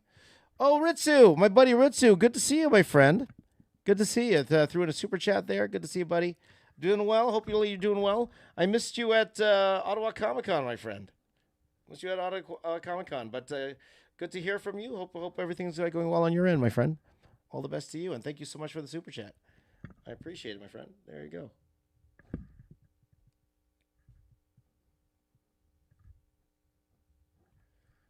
Yep. So, again, guys, today we are going till roughly around 11:30. I will tell you right now, most likely we will not finish this in stream. I need to finish these in stream, guys. I got to get better at this. Got to get better. Got to get better. Finishing these in stream, because it would be nice to finish these streams and have...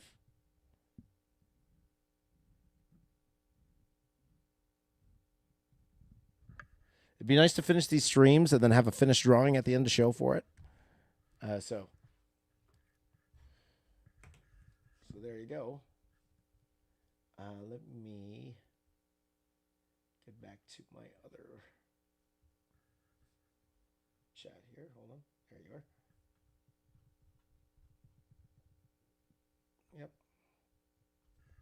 Hey, James, would you ever wanted to do VFX for Transformers? I feel those would be nightmares for a VFX artist. Now, when I was starting in the industry, the answer was yes. Now, no. No way. No way. I do not want any part of working on a Transformer. That is a nightmare. You are bang on the money there. There is no way I would want to work on Transformers in visual effects. No way. Did I say no way? I meant no way. Did I say no way? I meant no way, Jose. No way.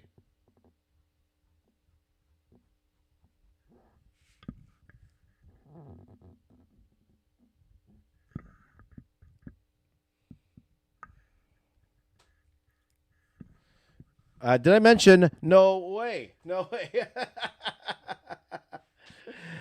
Richard said, yeah, that's something else going on for an art client that weekend. Was finishing up animation, so plenty of time consuming. Well, glad to hear that you're busy, my friend. Glad to hear that you're doing busy. That means you're doing well. And I couldn't be more proud of you, my friend. So good on you. Good on you. We did miss you at the con, but glad to hear that you have clients and that you're doing well. So, congrats, my friend. Congrats.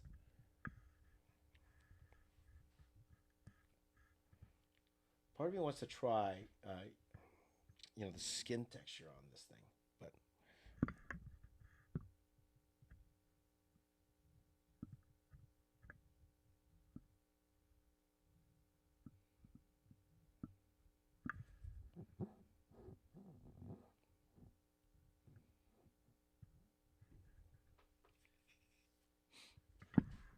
let's see here. Michael says, "Me, art doesn't need to be perfect. Even anatomy doesn't need to be perfect, but believable. That's the important part. Believable. You know. Well, to be honest, sometimes it doesn't need to be believable either. Sometimes people have styles and the way they draw, and then people just go with it, or people like it, right? So it really is. Sometimes it is a personal preference with a lot of this stuff. Sometimes it is. So. Knuckle Sandwich, how about VFX for a GoBots movie? Probably the same. It's probably going to be the same. You know what, guys? I'm probably done with the VFX. I'll be honest. I'm probably done. Again, guys, probably a blessing to disguise. I didn't get back into VFX. Probably a blessing in disguise. I decided, I'm not back into VFX today. Probably a blessing in disguise there. So...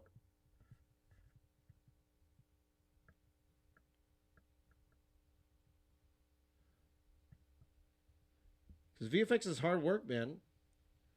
And also at the end of the day, VFX artist, and this is just the way it is. VFX artist, you're not the story. Your art should be, we call it's the invisible art. It's the invisible art. What does that mean? It's like nobody should know that you actually worked on visual effects. Visual effects, good visual effects is invisible. I should feel that you are on another planet. I should feel that there is no green screen behind you and that you're actually in the desert somewhere, even if you're in the if you're in the desert. You know what I mean? So it is what we call the invisible art. No one's ever going to come to you and like, man, in this movie, did you see how good that tree was? That looked like a real tree. Nobody's going to say that, man. Nobody's going to say that. When people, I mentioned this before, when people notice visual effects? When it's bad. When it's bad. That's when. It's either when it's bad or when it's something you don't usually see. So, for example, you'll look at a Guardians of the Galaxy movie, you'll be like, oh, man, look at those ships, man. Those are very cool ships. Great visual effects on those ships. That's because we don't have those ships in real life, right? So... you already know it's visual effects. You're like, okay, it looks pretty good. It looks good. But the moment you go, oh man, that tree is wonky. That's a wonky tree right there. You did a bad job, man. You weren't good. John Michael says VFX artists are still severely underrated and overworked. Absolutely, my friend. Absolutely, 100% agree there, for sure. Aseno says your Galactus is better than mine. Well, I haven't seen yours. I'm sure yours is awesome, my friend. Don't sell yourself short. I'm sure you're doing fantastic, my friend. So.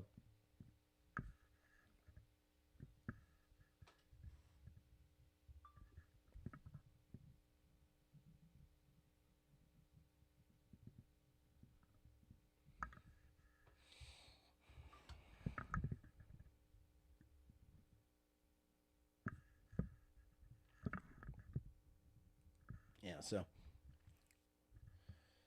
there you go. Diesel says Galactus is looking awesome. Thank you, my friend. I probably will do a GoBots drawing, though, sooner than later. So we'll see. We'll see how it goes. Okay, guys, for tomorrow stream, we're going to go to the X-Men 97 route tomorrow. So I have an X-Men cover here that I'd like to do. It's unfortunate I didn't get those X-Men 97 blank covers. I know there were a bunch that were going around. I didn't get those. But I do have a bunch of X-Men covers. So my question for you is, so you guys get first dibs today, which X-Men 97 character should I draw on these sketch covers? X-Men 97. Which X-Men 97 character should I draw on that sketch cover? So lots of options out there. Tell me which one's your favorite. Like we have, of course, Magneto. We have, of course, maybe Bishop. That would be a fun one. You know, part of me doesn't want to do like ones that a lot of people do. Like I don't want to draw Wolverine, for example. You know, but maybe Gambit. I haven't drawn. I don't think I've drawn Gambit. I did draw Gambit for my X-Men 97 piece. Mr. Sinister, that's one for sure. Apocalypse, that's a good one too. So yeah, let me know, guys. Who do you think I should draw? Who do you think I should draw there, guys?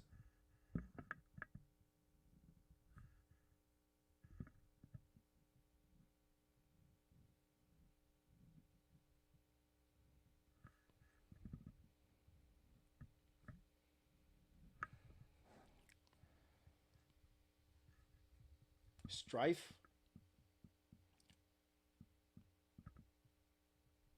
Omega Red. That's a good one, Larry. That's a good one.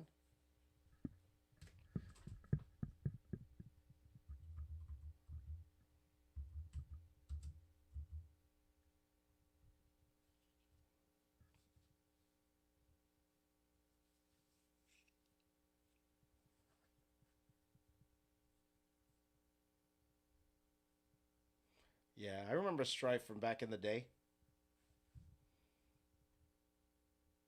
It's so 90s. It's such a 90s design, Strife. Such a 90s design. You know, I remember those old ages of those old days of those 90s, you know, spikes and Rob Liefeld pouches. Yeah, you know what I mean, guys? You know what I mean? That was the time.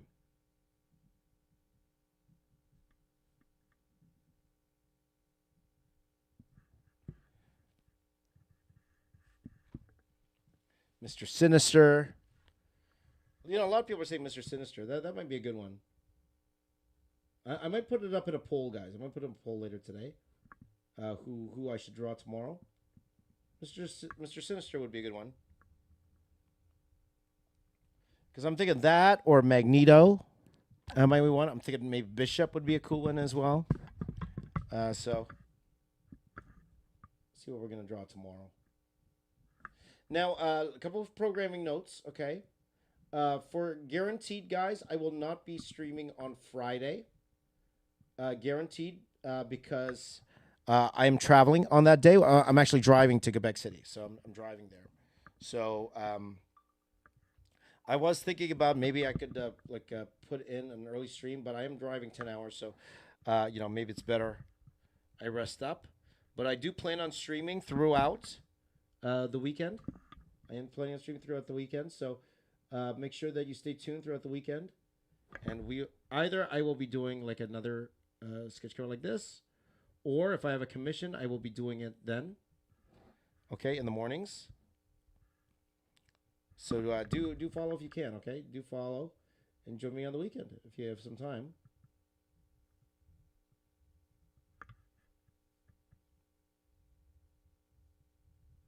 But yeah, we're gonna have some fun in Quebec City, my friends. We're gonna have some fun in Quebec City. Yeah, Omega Red would be fun too. That'd be a fun one also. What time is it? It's 11:14, guys. So I have about 15 minutes left, guys. I'm just gonna try to do as much as I can here. You know, one thing I will try to do while I'm here is I'm gonna try to see if I can do the face and still make it look cool. Okay, still try to do the face here. Clever little bugs. Let's see here.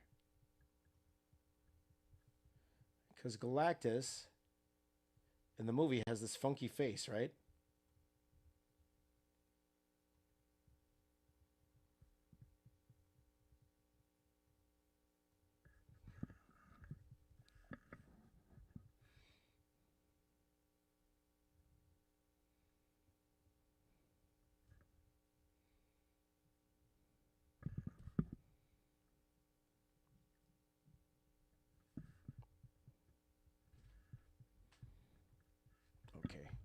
I'm scared. Scared to do this, guys. I'm scared to do this. I'll be honest. I'm a little scared.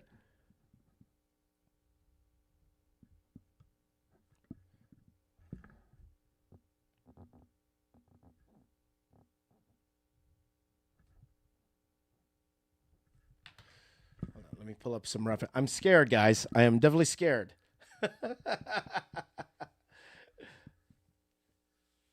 Rob Liefeld's Captain America chest. You know, I always wanted to do, and maybe I will do it on a cover. I always wanted to do a version of that. Like keep the proportions, but add my detail to it. I've always wanted to do that. Maybe we will do that. Okay, guys? Maybe we'll do that. I got. Do I have an Avenger? I don't think I have an Avengers blank cover. I don't have one. But yeah. So just bear with me, guys. I'm just gonna grab some Galactus reference here. Okay, so we are finishing up here, guys. It's 11:16. I do have to leave in about 15 minutes. So just bear with me. Ref, there you go.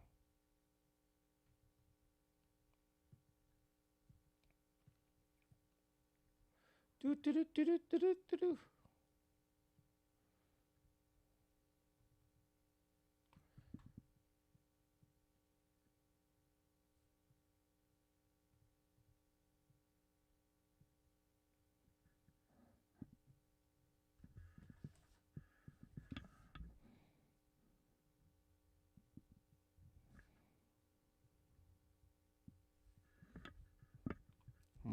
I got an idea.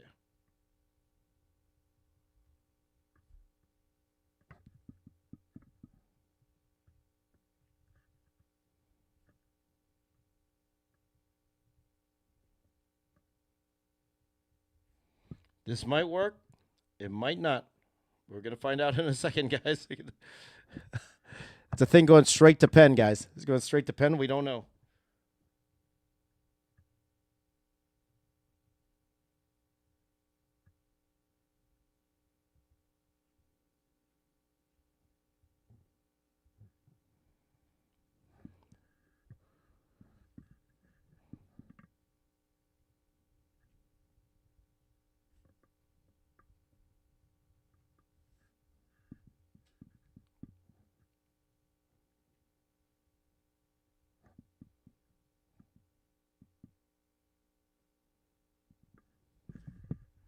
Yeah, it's not bad.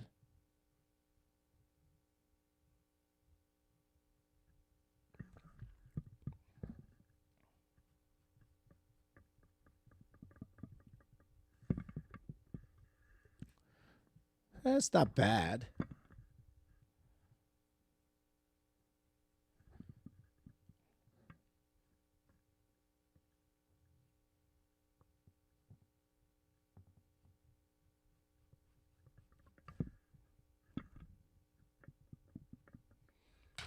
Yeah.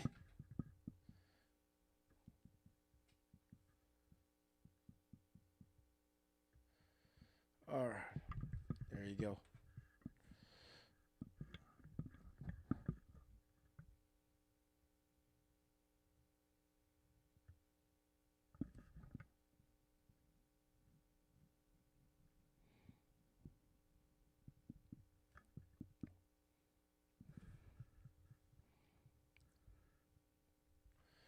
There you go. This is tough, man. Hello, Roberto. Good to see you, my friend. I just started following you in high school from the video robots on Jazza. Now I'm the professor. There you go, Robert. Roberto. That's what I love hearing. I've been meeting a lot of people these days who remember me from before, and that's the fun part about going to these cons. A lot of people remember my videos from before, and now that they're doing that, they're either in art themselves, or you know they moved on and they don't draw anymore, but they do remember. And then they say they had a lot of fun watching my videos at the time. And I can't be more thankful for that experience.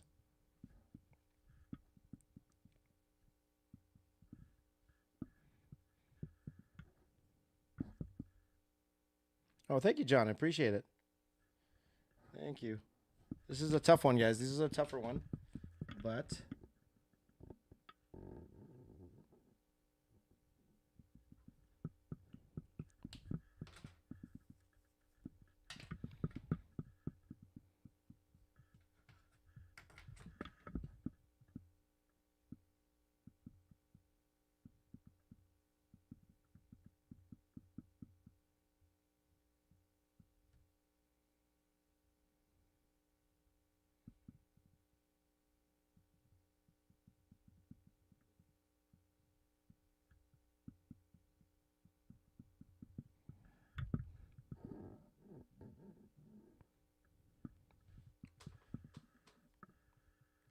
Okay, something like that. Not bad.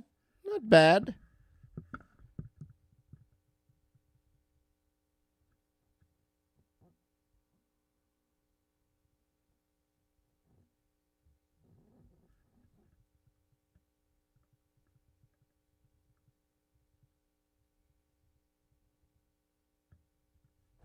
Something like that. It's interesting. Like this feels like an art style, right? Who does this art style again? I forgot. Going back to my art history days. I forgot. Okay, I'll be honest. This went a lot better than I thought it was going to.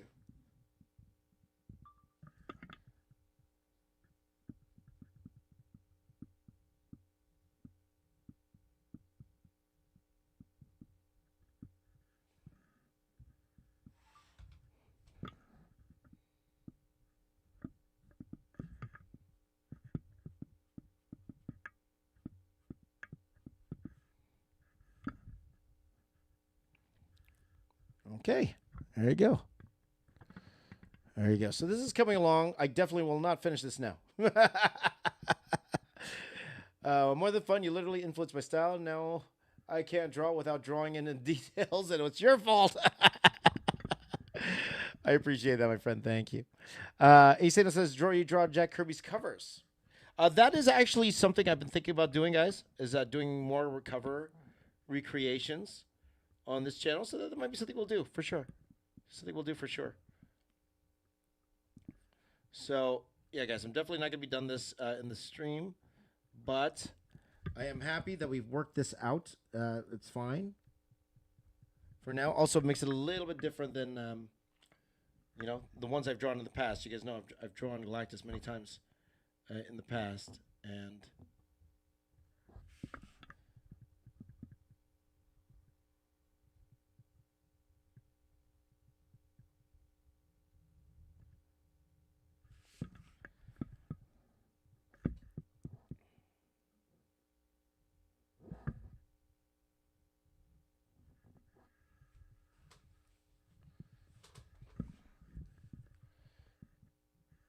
what happened to my Marvel poster Friday?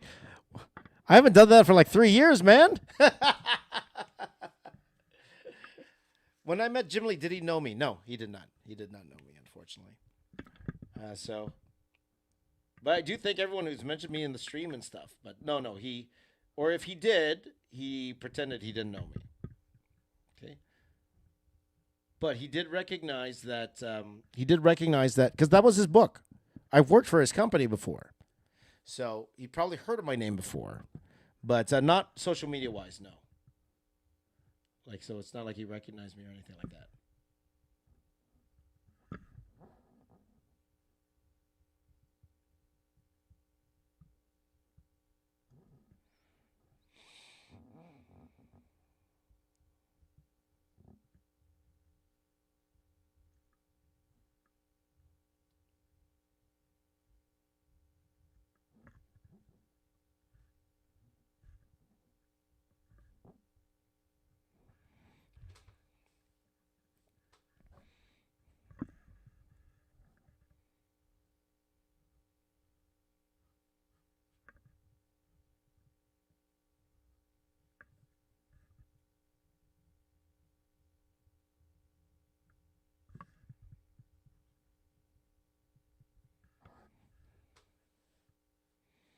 Okay, guys, it is 11:20. Okay, I got 6 minutes here, guys. 6 minutes. 6 minutes left. So a couple of house cleaning items I want to mention before we end off the stream today. First of all, thank you guys for following along. I really appreciate it. Thank you for hanging out with me today and for helping me work on this Galactus cover here. A lot of work to do today, so I'm going to try to finish this up during the day. Please do pay attention to my Instagram, because I will be doing short form videos of these streams there. Even on YouTube. Probably on YouTube as well. You're going to see them on YouTube. I'll probably upload them right there as well.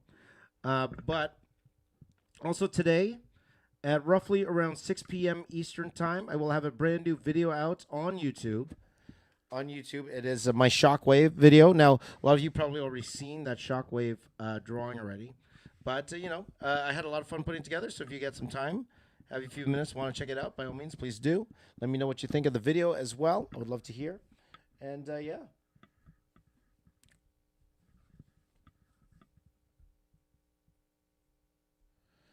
We should ask Jim Lee if James Reyes knows him. Very cool. Very nice. How did I feel about the Fantastic Four film? You know what? I had fun with it. I enjoyed it. Now, again, is my experience tainted a bit because Disney invited me? I actually don't say no. If it wasn't good, I would tell you. I didn't like it.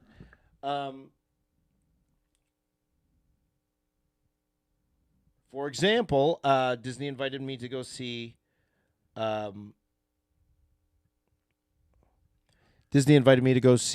Captain America: Brave New World. It was okay. Was it the best Marvel movie? No.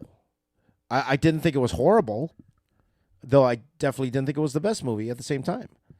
So I'll give you my honest opinion about it, right? But I really enjoyed the Fantastic Four movie. It's a shame it didn't do better. It is quite the shame. Quite the shame. The Rock's movie flopped, right? Gosh, the latest Rock movie, which I actually want to see. I actually want to see that movie, but I'm not really into the slow movies like that. A lot of those Oscar contending type movies. They're very slow, so I'm not really into that kind of stuff. Which it looks like this movie is going to be. But it kind of tanked hard at the box office. So I want to see it. I want to see the Rock try to win his Oscar, which he's trying to do. So that's the Smashing Machine. That's out. So yeah. This image looks so good. The critic you mentioned yesterday doesn't know what he's talking about. Well, thank you, Hilaria. But trust me, he knows what he's talking about. Trust me. But I appreciate that, my friend. I appreciate that.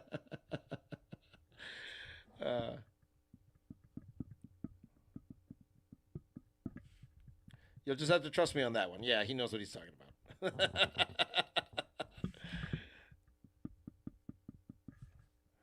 So...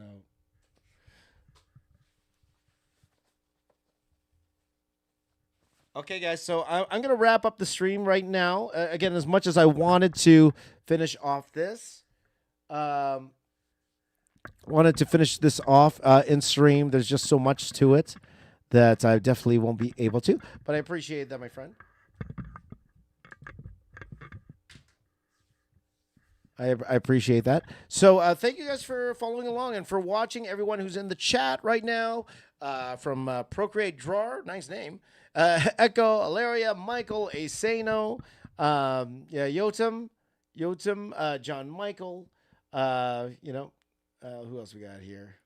Roberto, of course, all you guys here, George, everyone who spent some time today hanging out with me this morning, for giving me some fantastic ideas. Wonderful having you here. Join me again tomorrow, guys. Tomorrow we're going to be working on an X-Men cover. I'll show you what this finished piece looks like tomorrow. But whatever you guys are doing today, make sure you have a wonderful day. Please do take care of yourselves and your families, and I will see you guys in the next video. Make sure you subscribe and check out my videos coming out later today. And my name is James. I am the Box Office Artist. I'm here to say keep drawing. I'll see you all tomorrow. Take care, everyone. Have a wonderful day. Bye-bye.